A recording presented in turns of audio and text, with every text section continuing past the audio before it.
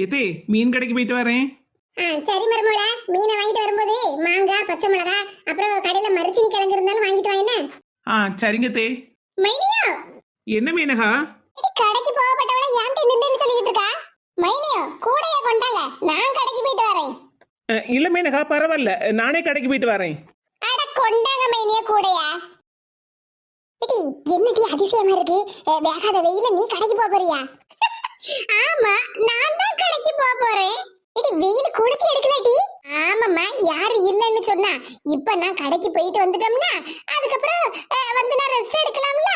இப்ப மைனி கடைக்கு போயிட்டு வந்தாவோன்னு வச்சுக்கிய, உடனே நீ என்ன தெரியுமா சொல்லுவ? எட்டி என் மருமவா கடைக்கு போயிட்டு வந்திருக்காட்டி வேகாத